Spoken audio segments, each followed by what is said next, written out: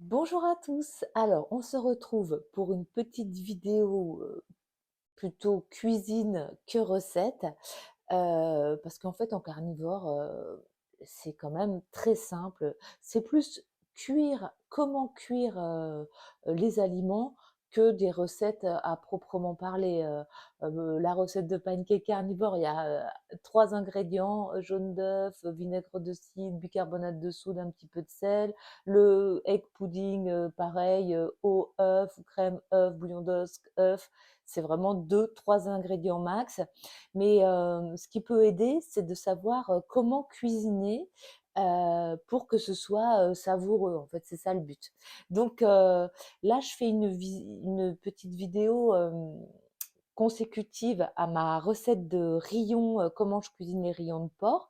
Vous pouvez la retrouver. J'ai fait aussi des playlists recettes, blabla carnivore, hyperphagie, pour que vous puissiez vous y retrouver dans les thèmes qui vous intéressent. Donc, dans ma vidéo sur les rillons de porc, cela consiste à cuire longuement de la poitrine de porc dans de la graisse. Moi, j'avais choisi le saindoux, mais on peut le faire dans du suif aussi ou de la graisse de canard pour ceux qui l'utilisent. Donc là, j'ai mangé mes rayons de porc. Donc il me reste tout ça de graisse. Donc je vous avais dit aussi qu'on pouvait conserver dans ce gras pendant un mois au frigo les rayons. Donc moi, ils ont été mangés en quelques jours.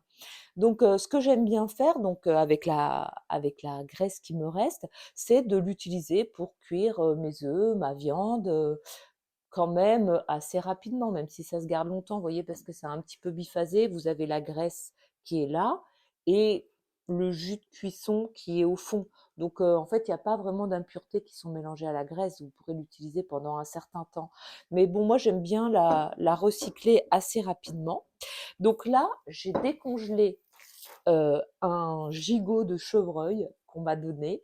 Donc, c'est pas une viande que j'achèterais évidemment en diète carnivore. Je privilégie les viandes grasses, la poitrine de porc, le plat de côte de bœuf, l'entrecôte quand j'ai les moyens. Et mais bon, il y a des chasseurs qui m'offrent gracieusement de la viande. Donc, bien sûr que je l'utilise et de la même manière que pour les rillons, cuire une viande maigre ou plutôt la confire dans la graisse va en quelque sorte nourrir la viande et apporter du gras, du fondant, du moelleux. Et du coup, c'est une bonne façon de cuisiner des viandes maigres. Donc voilà, c'est ce que je vais faire avec vous. Évidemment, ça ne vous empêchera pas, quand vous dégusterez votre viande, de l'accompagner de beurre. C'est ce que je fais aussi. C'est vrai que quand on a pris l'habitude de consommer de la viande très grasse, dès qu'on consomme un morceau plus sec, c'est vraiment désagréable et presque difficile à manger. Voilà, ben on se retrouve une fois le gigot décongelé, prêt à cuire, et je vous montre comment procéder, mais ça va être très vite vu, très simple. Alors, le gigot à décongeler, donc il est là. Donc, en cuisine, il faut savoir s'adapter. Donc, je me suis rendu compte que comment dire, la cocotte en fonte que j'avais prévu d'utiliser pour faire confire le gigot, eh ben, elle n'était pas suffisamment grande. Donc, j'ai opté pour un plan B. Ce que je voulais aussi vous dire en réécoutant le début de la vidéo, c'est que je me suis trompée. La dernière fois, les rayons, je les ai fait confire au suif et non au saindoux.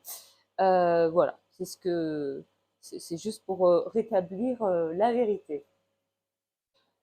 Donc, du coup, comme ma cocotte en fonte n'était pas suffisamment grande, j'ai décidé de préparer la recette au Ninja. Donc, c'est un air fryer que j'avais acheté en début de ma diète carnivore. On pourra revenir sur le sujet si ça vous intéresse, parce que c'est un achat aujourd'hui que je ne referais pas si c'était à refaire.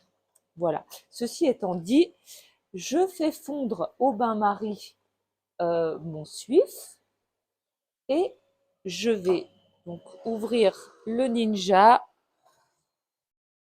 positionner euh, mon gigot dedans et je referme le temps que de le faire griller sur les deux faces. Et ensuite, je mettrai dedans le suif fondu. Je réduirai la température à 120 degrés et je poursuivrai la cuisson pendant 2 heures, 3 heures. Enfin, je regarderai à peu près que ce soit bien confit, bien fondant. Donc cette recette, vous pouvez la faire évidemment dans une cocotte sur le gaz, mais vous pouvez aussi la faire dans un four traditionnel. Il suffira juste de mettre le four à température de 120, 130 degrés pendant plusieurs heures. Après, c'est pareil, selon les viandes que vous allez utiliser, si c'est du gibier, du porc, eh bien, le temps de cuisson pourra être variable. Il suffira de vérifier au fur et à mesure. Alors, je vais ouvrir. Le gigot de chevreuil est bien doré, donc je vais verser le suif.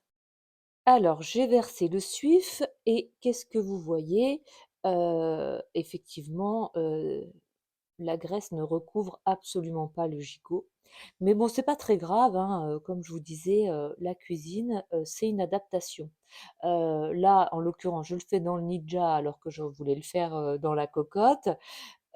Si j'avais voulu complètement immerger le gigot, et ben, il aurait fallu que j'utilise de la nouvelle graisse en grande quantité.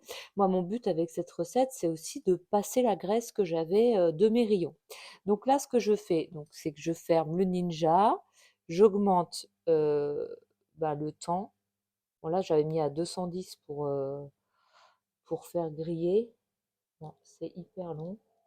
Voilà, donc je crois que ça va par 2 heures max. Donc je vais mettre 2 heures. Je vais baisser la température, voilà, on ne peut pas plus que 2 heures. Je vais baisser la température au minimum, donc 120 degrés. Et je vais revenir toutes les heures et je vais, même toutes les demi-heures, ça dépend hein, en fait. Et je vais retourner le gigot pour pas qu'il soit sec sur le dessus, moelleux dessous, pour que, pour que la cuisson soit bien homogène et que la viande s'imprègne bien du gras. Alors, petit visuel au bout d'une heure de cuisson. Donc, comme vous pouvez le voir, la viande est bien dorée. Par contre, justement, ce qu'il faut faire, c'est veiller à le retourner pour pas que ce soit tout sec sur le côté du dessus et fondant sur le côté du dessous. Donc, on va poursuivre la cuisson. Vous voyez, ce côté-là, il est beaucoup moins doré.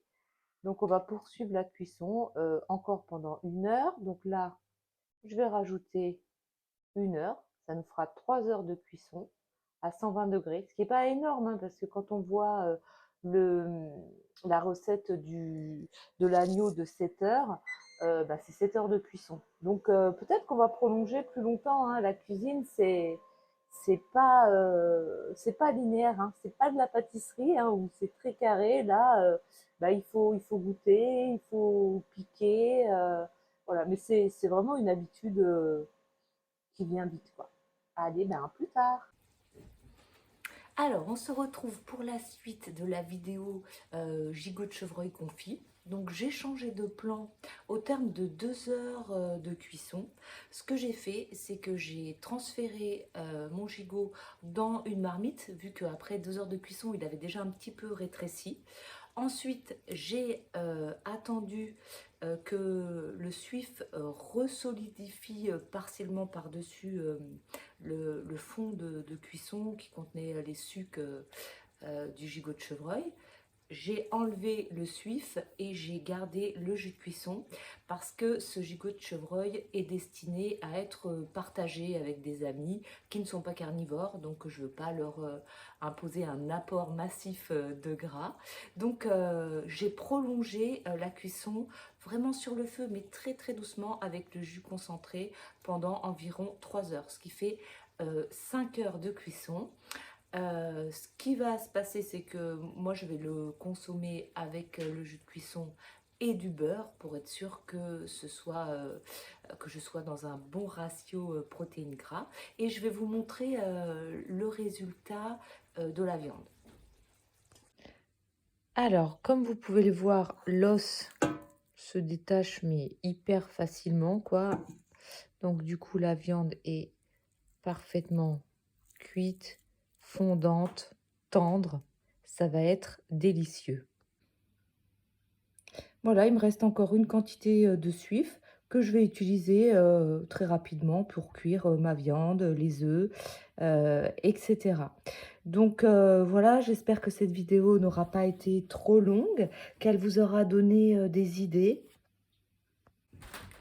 N'hésitez pas à me faire vos retours et me dire si vous avez testé cette recette ou d'autres viandes que vous avez cuisinées de cette manière. Ça me fera toujours plaisir d'avoir votre avis. À bientôt!